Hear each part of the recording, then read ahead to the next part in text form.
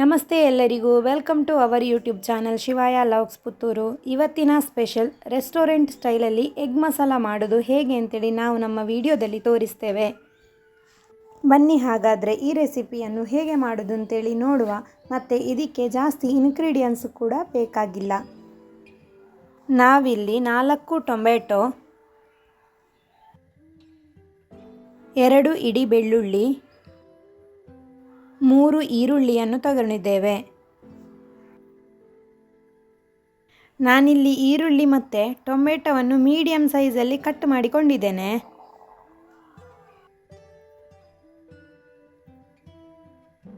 ಫಸ್ಟಿಗೆ ನಾವು ಟೊಮೆಟೊವನ್ನು ಪೇಸ್ಟ್ ಮಾಡಿಕೊಳ್ಳುವ.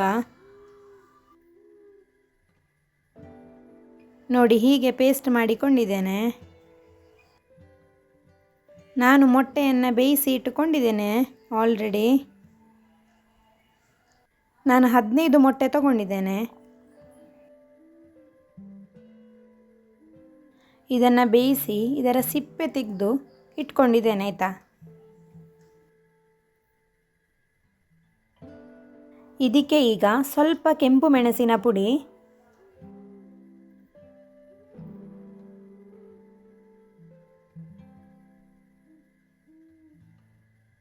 ಸ್ವಲ್ಪ ರುಚಿಗೆ ತಕ್ಕಷ್ಟು ಉಪ್ಪು. ಜಾಸ್ತಿ ಹಾಕೋದು ಬೇಡ, ಕಮ್ಮಿ ಆದರೆ ನಾವು ಮತ್ತೆ ಮಸಾಲೆಗೆ ಹಾಕಿಕೊಳ್ಳಲಿಕ್ಕೆ ಆಗ್ತದೆ.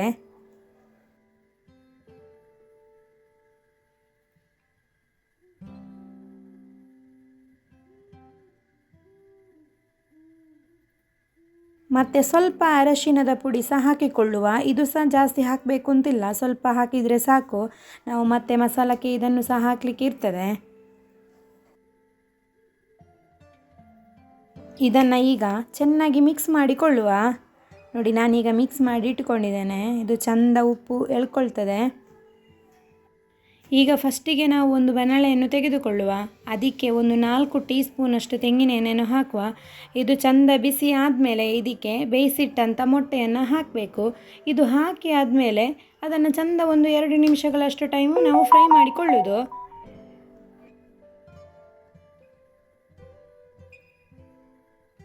ಈಗ ನೋಡಿ, ಇದು ಆಗ್ತಾ ಬಂದಿದೆ, ಸಾಕು. ಇದನ್ನು ನಾವು ಒಂದು ಪಾತ್ರೆಯಲ್ಲಿ ಸೈಡಲ್ಲಿ ಇಟ್ಟು ಬಿಡುವ. ಅಷ್ಟೊತ್ತಿಗೆ ನಾವು ಮಸಾಲವನ್ನು ರೆಡಿ ಮಾಡಿಕೊಳ್ಬೇಕು. ಇದಕ್ಕೆ ನಾವೀಗ ಮಸಾಲ ರೆಡಿ ಮಾಡಲಿಕ್ಕೆ ಕೆಂಪು ಮೆಣಸಿನ ಪುಡಿ, ಅರಶಿಣದ ಪುಡಿ, ಗರಂ ಮಸಾಲ ಪುಡಿ, ಕೊತ್ತಂಬರಿ ಪುಡಿ ಮತ್ತು ಶುಂಠಿ ಬೆಳ್ಳುಳ್ಳಿ ಪೇಸ್ಟ್ ಮತ್ತು ಸ್ವಲ್ಪ ಸೋಂಪು ಬೇಕಾಗ್ತದೆ. ಇದು ನಾವು ಆಗ ಬಾಯ್ಲ್ ಮಾಡಿ ಇಟ್ಕೊಂಡಿದ್ವಲ್ಲ, ಫ್ರೈ ಮಾಡಿರುವಂತಹ ಆಯಿಲ್ ಉಳಿದಿರೋದು, ಇದನ್ನು ನಾವಿಲ್ಲಿ ಯೂಸ್ ಮಾಡ್ತಾ ಇದ್ದೇವೆ. ಇದಕ್ಕೆ ಫಸ್ಟಿಗೆ ಸ್ವಲ್ಪ ಸೋಂಪು ಹಾಕುವ. ಇದು ಸ್ವಲ್ಪ ಹೊತ್ತು ಫ್ರೈ ಆದ ಮೇಲೆ ನಾವು ಕಟ್ ಮಾಡಿಟ್ಟಿರುವಂತಹ ಈರುಳ್ಳಿಯನ್ನು ಸಹ ಹಾಕಿಕೊಳ್ಳುವ. ಈರುಳ್ಳಿ ಸ್ವಲ್ಪ ಹೊತ್ತು ಚೆಂದ ಫ್ರೈ ಆಗಬೇಕು. ಇದೀಗ ಆಗಿದೆ. ಈಗ ಇದಕ್ಕೆ ಕೆಂಪು ಮೆಣಸಿನ ಪುಡಿ ಸ್ವಲ್ಪ, ನಾನಿಲ್ಲಿ 2 ಟೀ ಸ್ಪೂನಷ್ಟು ಹಾಕಿಕೊಂಡಿದ್ದೇನೆ. ಖಾರ ಜಾಸ್ತಿ ಬೇಕಾದವರು ಹಾಕಿಕೊಳ್ಬೋದು. ಮತ್ತು ಅರಶಿನ ಪುಡಿಯನ್ನು ಅರ್ಧ ಟೀ ಸ್ಪೂನ್ ಹಾಕಿಕೊಂಡಿದ್ದೇನೆ. ಯಾಕಂದರೆ ಆಗ ನಾನು ಮೊಟ್ಟೆಯನ್ನು ಫ್ರೈ ಮಾಡುವಾಗ ಸಹ ಹಾಕಿಕೊಂಡಿದ್ದೇನೆ, ಅದಕ್ಕೆ ಇಲ್ಲಿ ಸ್ವಲ್ಪ ಹಾಕಿದ್ದೇನೆ. ಗರಂ ಮಸಾಲ ಪುಡಿಯನ್ನು ನಾನು 4 ಟೀ ಸ್ಪೂನಷ್ಟು ಹಾಕಿಕೊಂಡಿದ್ದೇನೆ. ಇದನ್ನೊಮ್ಮೆ ಚೆಂದ ಮಿಕ್ಸ್ ಮಾಡಿಕೊಳ್ಳಿ.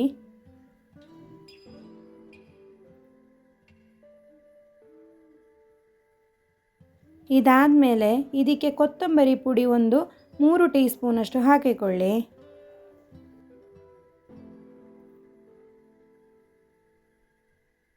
ಮೂರು ಟೀ ಸ್ಪೂನಷ್ಟು ಶುಂಠಿ ಬೆಳ್ಳುಳ್ಳಿ ಪೇಸ್ಟನ್ನು ಸಹ ಹಾಕಿಕೊಳ್ಳಿ.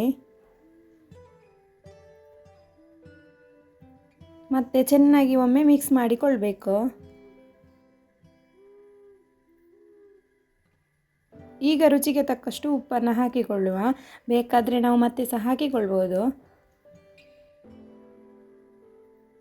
ಈಗ ನಾವು ಇದಕ್ಕೆ ಆಲ್ರೆಡಿ ಮಿಕ್ಸಿಯಲ್ಲಿ ರುಬ್ಬಿಟ್ಟಿರುವಂತಹ ಟೊಮೆಟೊ ಪೇಸ್ಟನ್ನು ಹಾಕಿಕೊಳ್ಳುವ. ಇದನ್ನು ಹಾಕಿ ಆದಮೇಲೆ ಚೆಂದ ಒಮ್ಮೆ ಮಿಕ್ಸ್ ಮಾಡಿಕೊಳ್ಳಿ, ಯಾಕಂದರೆ ಅದರ ಹಸಿ ವಾಸನೆ ಎಲ್ಲ ಚೆಂದ ಹೋಗಬೇಕು. ಅದಕ್ಕೆ ನೋಡಿ, ಇದೀಗ ಆಗ್ತಾ ಬಂದಿದೆ. ನೋಡಿ, ಚೆಂದ ಕುದಿ ಬಂದಿದೆ. ಇದಕ್ಕೆ ಈಗ ನಾವು 1 ಗ್ಲಾಸಷ್ಟು ನೀರನ್ನು ಹಾಕಿಕೊಳ್ಳುವ.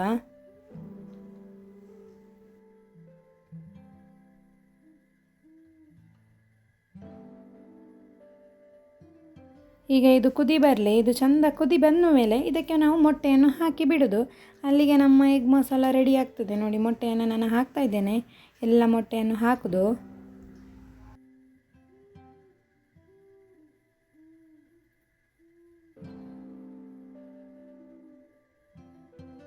ಇದು ಒಂದು 2 ನಿಮಿಷಗಳ ಕಾಲ ಸ್ವಲ್ಪ ಬಾಯ್ಲ್ ಆಗಲಿ. ಆ ಮಸಾಲ ಎಲ್ಲ ಎಗ್ಗಿಗೆ ಚೆಂದ ಎಳ್ಕೊಂಡಾದಮೇಲೆ ನಾನಿಲ್ಲಿ ಸ್ವಲ್ಪ ಕಸೂರಿ ಮೇಥಿಯನ್ನು ಹಾಕ್ತಾ ಇದ್ದೇನೆ. ಇದು ಬೇಡ ಅಂತ ಹೇಳುವವರು ಸ್ಕಿಪ್ ಮಾಡಿಕೊಳ್ಬೋದು, ಹಾಕಲೇಬೇಕು ಅಂತ ಏನೂ ಇಲ್ಲ. ಬೇಡ ಅಂತ ಹೇಳುವವರು ಕೊತ್ತಂಬರಿ ಸೊಪ್ಪನ್ನು ಸಹ ಯೂಸ್ ಮಾಡಿಕೊಳ್ಬೋದು. ನಾನಿಲ್ಲಿ 2 ಸಹ ಹಾಕ್ತಾ ಇದ್ದೇನೆ, ಯಾಕಂದರೆ ಚೆನ್ನಾಗಿರ್ತದೆ ಫ್ಲೇವರ್. ಬೇಕಾದರೆ ನೀವು ಒಮ್ಮೆ ಟ್ರೈ ಮಾಡಿ ನೋಡಿ. ಕೊತ್ತಂಬರಿ ಸೊಪ್ಪನ್ನು ಸಹ ಇಲ್ಲಿ ನಾನು ಹಾಕ್ತಾ ಇದ್ದೇನೆ. ಈಗ ಕೊತ್ತಂಬರಿ ಸೊಪ್ಪು ಹಾಕಿ ಆದಮೇಲೆ ಸ್ವಲ್ಪ ಹೊತ್ತು ಹಾಗೆ ನಾವು ಮುಚ್ಚಳವನ್ನು ಮುಚ್ಚಿಡಬೇಕು. ಯಾಕೆಂದರೆ ಅದರ ಫ್ಲೇವರ್ ಬಿಡ್ತದೆ, ಮತ್ತು ನಾವು ಮೊಟ್ಟೆ ಮಸಾಲ ಎರಡೂ ಮಿಕ್ಸ್ ಆಗುವಾಗ ಅದರ ಜೊತೆ ಕೊತ್ತಂಬರಿ ಸೊಪ್ಪು ಫ್ಲೇವರ್ ಸಹ ಚೆಂದ ಬರ್ತದೆ. ಅದಕ್ಕೆ ನೀವು ಸ್ವಲ್ಪ ಹೊತ್ತು ಕ್ಲೋಸ್ ಮಾಡಿ ಹಾಗೆ ಇಟ್ಟು ಬಿಡಿ, ಗ್ಯಾಸ್ ಆಫ್ ಮಾಡಿ ಆದಮೇಲೆ. ಇದೀಗ ರೆಡಿಯಾಗಿದೆ. ನಾವು ಗ್ಯಾಸ್ ಆಫ್ ಮಾಡಿಕೊಳ್ಳುವ. ನಮ್ಮ ಈ ಎಗ್ ಮಸಾಲ ರೆಸ್ಟೋರೆಂಟ್ ಸ್ಟೈಲಲ್ಲಿ ಈಗ ರೆಡಿಯಾಗಿದೆ. ಹಾಗೆ ನಮ್ಮ ಈ ವಿಡಿಯೋ ನೋಡಿ ಮತ್ತು ನಮ್ಮ ಚಾನಲ್ನ ಸಬ್ಸ್ಕ್ರೈಬ್ ಮಾಡಿ, ಹಾಗೂ ಲೈಕ್ ಮಾಡಿ, ಶೇರ್ ಮಾಡಿ. ಮತ್ತು ನಿಮಗೆ ಏನಾದರೂ ಕಮೆಂಟ್ಸ್ ಇದ್ದರೆ ಕಮೆಂಟ್ಸ್ ಬಾಕ್ಸಲ್ಲಿ ಕಮೆಂಟ್ ಮಾಡಿ. ಮತ್ತೆ ಇನ್ನೊಂದು ವ್ಲಾಗ್ಸಲ್ಲಿ ಸಿಗೋಣ. ಥ್ಯಾಂಕ್ ಯು, ಧನ್ಯವಾದಗಳು.